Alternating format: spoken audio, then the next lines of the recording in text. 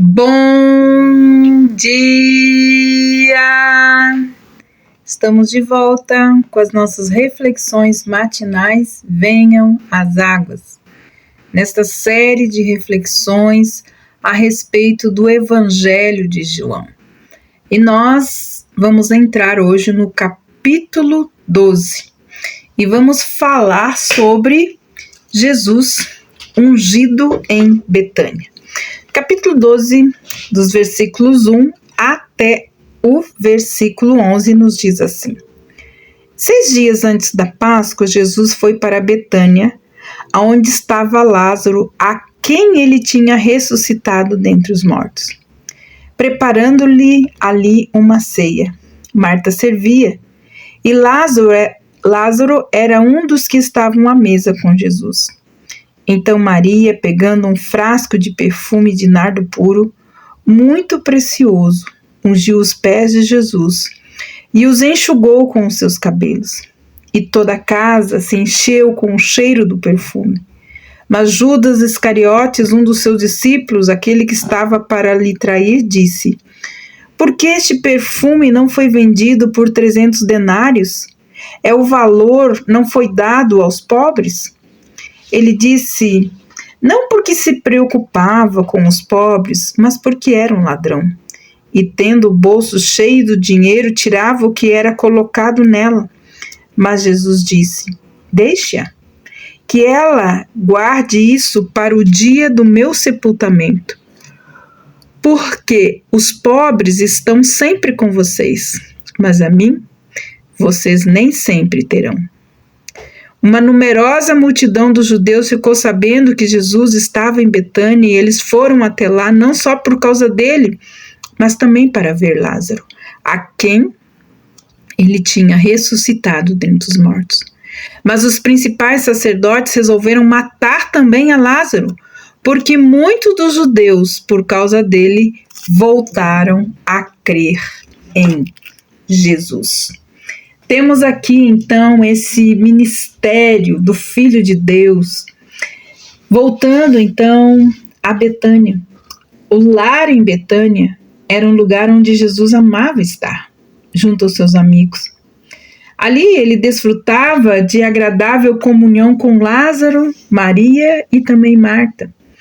E ao vir, então, a Betânia, nessa época, ele estava humanamente falando, expondo-se ao perigo, porque Jerusalém, que estava perto, era o centro de operações de todas as forças ordenadas contra ele.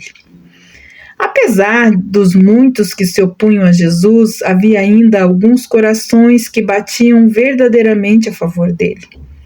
Lázaro era um dos que estavam à mesa com o Senhor, e Marta servia. As Escrituras não mencionam nada do que Lázaro viu ou ouviu desde que morreu até ser ressuscitado. Talvez ele tenha sido proibido por Deus divulgar tal informação. Vários exemplos são registrados nos evangelhos que quando o Senhor Jesus foi ungido por uma mulher. Não há 2 episódios exatamente iguais, mas esse é geralmente considerado paralelo ao de Marcos, capítulo 14, versículos de 3 a 9. A devoção de Maria a Cristo levou-a a tomar esta libra de bálsamo de nardo puro e ungir-lhe os pés. Ela dizia, verdadeiramente que não existia nada mais precioso para dar a Cristo. Ele é digno de tudo o que temos e digno de tudo o que somos. Cada vez que encontramos Maria, ela sempre está aos pés de Jesus. Aqui ela está enxugando os seus pés com os seus cabelos. Visto que o cabelo da mulher é a sua glória, ela estava colocando sua glória, assim por dizer, aos pés dele. Obviamente, Maria carregaria consigo a fragrância do perfume por algum tempo depois disso. Assim, quando Cristo, ele é adorado. Os adoradores carregam consigo algo da fragrância daquele momento. Nenhuma casa é tão cheia de aroma agradável como a casa aonde é dado a Jesus, o seu devido lugar. Aqui a carne é vista entremetendo-se nessa ocasião tão sagrada de adoração. Aquele que estava para trair o Senhor não podia aguentar ver um óleo precioso sendo usado dessa maneira. Judas não considerou que Jesus fosse digno de 300 denários. Ele pensou que o perfume deveria ser vendido e dado aos pobres. Mas aquilo era uma absoluta hipocrisia. Ele não se importava mais com os pobres. Ele estava prestes a traí-lo. Não por 300 denários, mas por 1/10 parte daquilo. À primeira vista, parece incrível e impossível que alguém pudesse seguir a Cristo como discípulo por 3 anos, ver todos os seus milagres, ouvir todo o seu ensino, receber da mão dele bondade uma atrás da outra e ser contado entre os apóstolos e ainda, no final, se revelar corrompido de coração. Ah, quantos Judas nós temos visto abandonando a fé, cuspindo no prato que comeu, deixando de ser grato. Mas, todavia, o caso aqui de Judas mostra plenamente que isso pode acontecer com qualquer pessoa. Poucas coisas provavelmente são tão pouco compreendidas como a magnitude da queda de um homem. João logo acrescentou que Judas não falou aquilo porque cuidasse dos pobres, mas porque era um ladrão e ganancioso. Judas tinha a bolsa e tirava o que nela se lançava. O Senhor respondeu então naturalmente: não a impeça, que ela guarde isso para o dia em que me embalsamarem. Agora ela quer dar generosamente para mim num ato de afeição e de adoração. Deve-se permitir que ela o faça. Nunca haveria um tempo em que não existiriam pessoas pobres pelas quais se poderiam manifestar bondade. Mas o ministério do Senhor na terra estava terminando rapidamente. Maria nem sempre teria a oportunidade de usar esse óleo nele.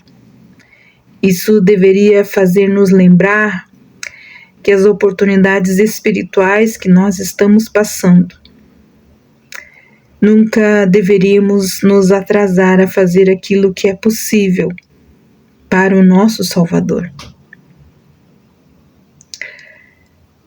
As notícias, então, de que Jesus estava perto de Jerusalém se espalharam rapidamente. Não era possível guardar a sua presença em segredo.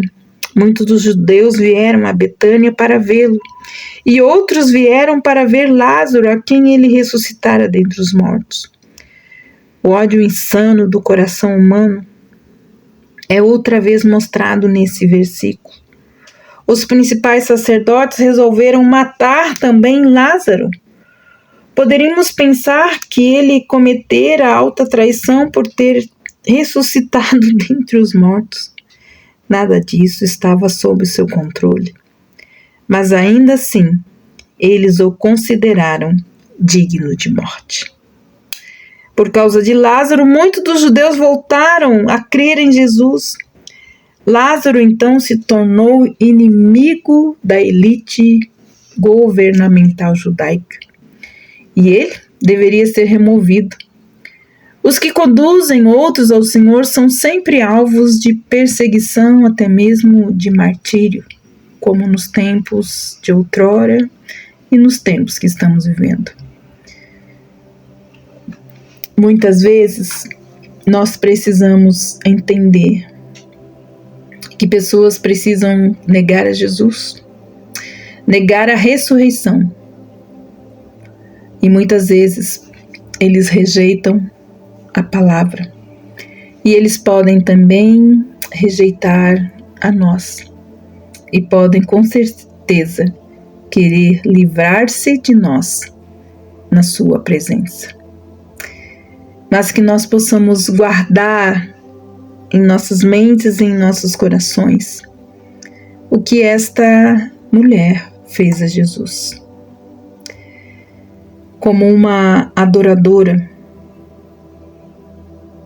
ela enxugou os cabelos os pés de Jesus com os seus cabelos. A fragrância do seu perfume, por algum tempo, estava no ar. A palavra de Deus diz que nós somos o bom perfume de Cristo. E é este perfume que nós devemos adorar.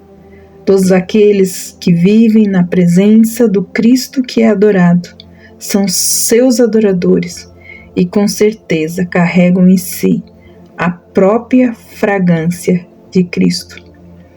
Não só sua vida, mas também a vida daqueles que convivem com Ele. Percebem o aroma agradável daqueles que vivem na presença do Senhor. Que Deus abençoe você e continue vivendo a sua vida para a glória de Deus, se derramando para a glória de Deus. E deixe o Espírito Santo trabalhar para exalar o bom perfume de Cristo por meio de sua vida, por meio das suas dores, por meio das suas dificuldades, por meio das circunstâncias que você está vivendo. Que o Senhor te abençoe e te guarde. Que o Senhor faça resplandecer o seu rosto sobre ti e que te dê a paz. Que o Senhor te abençoe e te guarde. Até amanhã com as nossas reflexões matinais. Venham as águas. Até lá!